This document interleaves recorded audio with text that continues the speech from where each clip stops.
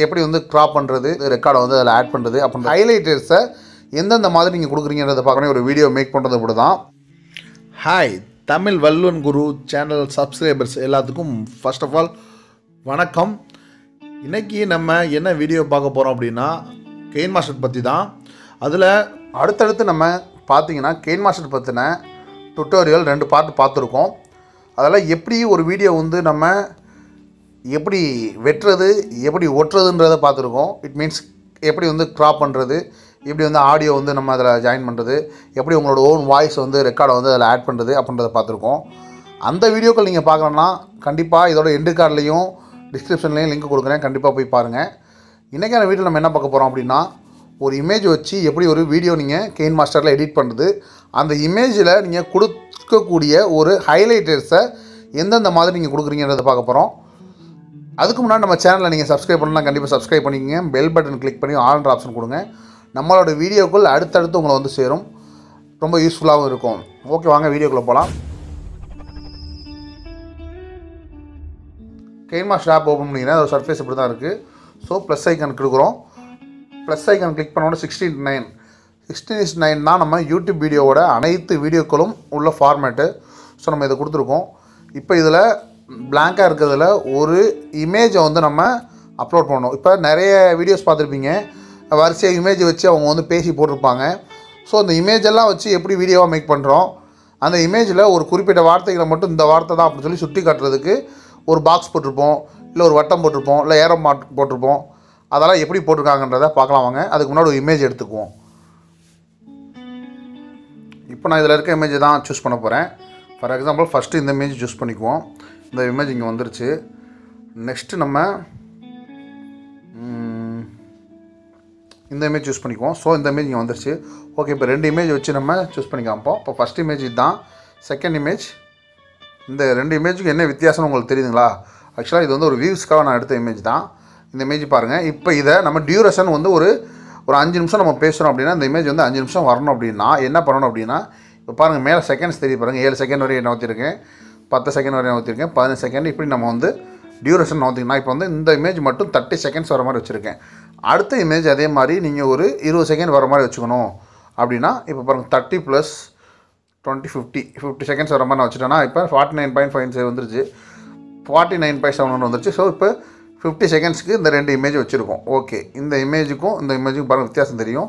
இந்த இமேஜில் வந்து லாஸ்ட்டில் இந்த இடத்துல பாருங்கள் வியூஸ் நல்லா போயிருக்கும், இந்த இமேஜில் வியூஸ் போயிருக்காது. இது வியூஸ்க்காக எடுத்த ஒரு கேப்சர் தான், என்னோடய சேனல் இது தான். ஓகே, இப்போ நம்ம இதில் என்ன பண்ண போகிறோம் அப்படின்னா, நான் ஹைலைட் பண்ணி காமிக்க போகிறேன். என்ன அப்படின்னா, இதோட டேட் இருக்குது பாருங்கள், இந்த இடத்துல மண்டேன்னு டேட் இருக்குது. நான் இப்போ மண்டே மார்ச் 16 வந்த 43 வியூஸ் வந்து நான் சொல்கிறேன். ஸோ அப்படி அந்த 43 வியூஸை நான் சொல்லும்போது எப்படி சுட்டி காமிக்கணும், நான் எப்படி சுட்டி காமிக்கணும் இப்போ சொல்கிறேன் பாருங்கள். வீடியோ ஆரம்பிக்கிற இடத்துக்கு கொண்டு வந்துடுங்க. இந்த லேயர் சும்மா அப்படி ஸ்வைப் பண்ணிங்கனாலும் இங்கே வந்துடும். இந்த லேயர் இருக்கிறத கிளிக் பண்ணி இந்த இடத்துல கீழே பாருங்கள் ஹேண்ட் ரைட்டிங்னு இருக்குது. அந்த ஹேண்ட் ரைட்டிங்கை சூஸ் பண்ணிங்கன்னா எந்த மாதிரி ஹேண்ட் ரைட்டிங் வேணும் அப்படின்னு சொல்லி கேட்கும். இந்த மாதிரி வட்டமாக வேணுமா? ஃபர்ஸ்ட் ஆஃப் ஆல் நம்ம வந்து பாக்ஸ் காமிப்போம். இப்போ இந்த பாக்ஸை நான் சூஸ் பண்ணியிருக்கேன். ஸோ இப்போ இந்த பாக்ஸ் வந்து இந்த இடத்துல நான் போட்டு காமிக்கிறேன் பாருங்கள். இந்த இடத்த மட்டும் குறிப்பிட்டு போட்டு காமிக்கிறேன். ஓகே, அப்படி நீங்கள் எது பண்ணாலும் இந்த இடத்துல டிக் கொடுக்கணும். இப்போ இந்த பாக்ஸ் இருக்குல்ல, இதை அட்ஜஸ்ட் பண்ணி எந்த இடத்துல வந்து நம்ம காமிக்கணுமோ அதை கரெக்டாக சென்டர் பண்ணி வச்சுக்கோங்க. உங்களுக்கு சின்னதாக்கணும்னா இதை கிளிக் பண்ணி சின்னதாகிக்கலாம், பெருசாக்கணும் இதை கிளிக் பண்ணி சின்னதாக பெருசாகிக்கலாம். ஸோ இதை நான் இப்போ காமிச்சிருக்கேன். இந்த பாக்ஸ் தான் வந்து நம்ம பேசுகிறோம் அப்படின்றத காமிச்சிட்டேன். இப்போ இந்த பாக்ஸை நம்ம ட்ராயிங் பண்ணுற மாதிரி வரணும். இந்த பாக்ஸ் வந்து அப்படியே இருக்க மாதிரி இருக்கிறதோட ட்ராயிங் பண்ணுற மாதிரி இருக்கணும் அப்படின்னா, இப்போ தெரியுதுங்களா, அந்த பாக்ஸ் வந்துருச்சு. இப்போ பேசும்போது பாருங்கள் எதை பற்றி பேசுகிறேன்றதுக்கு கொஞ்சம் நான் நகர்த்தி வச்சுட்டு, இப்போ இந்த மார்ச் 16 இருக்குது பாருங்கள் அப்படின்னு சொல்லி சொல்லும் போது பார்த்தீங்கன்னா அந்த பாக்ஸ் ஆட்டோமேட்டிக்காக அந்த இடத்துல வந்துடும், நான் இதை தான் பேசுகிறேன் அப்படின்றதுக்கு. ஸோ இது நார்மலாக இருக்கிறதோட ஒரு அனிமேஷன் மாதிரி இது கொடுக்கணும். நார்மலாக இது இப்படி வந்துட்டு போகாமல் ஒரு அனிமேஷன் வரணும் அப்படின்னா, இந்த கிளிக் பண்ணிங்க, இந்த ஹேண்ட் ரைட்டிங் இருக்கிறத கிளிக் பண்ணிங்க அப்படின்னா இந்த இடத்துல வரிசையாக ஆப்ஷன்ஸ் வரும். ஸோ அதில் இன் அனிமேஷன்றதை பாருங்கள், இதுதான் இன் அனிமேஷன். ஓகேங்களா, இன் அனிமேஷனில் ட்ரா ஆர்டர் போட்டோம் அப்படின்னா அது வந்து பாருங்கள் இப்போ வரும்போது ஒரு ட்ராயிங் மாதிரி வரும். ஃபார் எக்ஸாம்பிள் நான் இதில் காமிக்கிறேன் பாருங்கள். இப்போ நான் இன் அனிமேஷன் கொடுத்தோன்னே ட்ராயிங் ஆகுதா? இப்போ அதே ட்ராயிங்கை நீங்கள் டைமிங் மாற்றுறதுனா டைமிங் மாற்றிக்கலாம். இப்போ ஸ்பீடாக வரணும்னா ஸ்பீடு வச்சுக்கலாம், ஸ்லோவாக வரணும்னா ஸ்லோவாக வச்சுக்கலாம். இப்போ எப்படி இருக்குன்றதை பாருங்கள். இதுக்கு முன்னாடி சும்மா வந்துட்டு போச்சு, இப்போ பாருங்கள் ட்ராயிங் மாதிரி வருதா அது. ஸோ உங்களுக்கு புரியுதா? இதே அவுட் அனிமேஷன் அதே மாதிரி டிராயிங் மாதிரி வரணும்னா இந்த பக்கம் ரைட் சைடில் இருக்குது அவுட் அனிமேஷன்.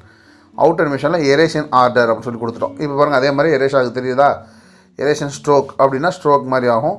ஃபேடாக எப்படியே லேஸாக போகிற மாதிரி இருந்தால் லேஸாக நம்ம வந்து எரேஷன் ஆர்டர்னே வச்சுருவோம். ஸோ ஆரம்பிக்கும் போது ஒரு டிராயிங் மாதிரி இப்படி பாக்ஸ் வரும்.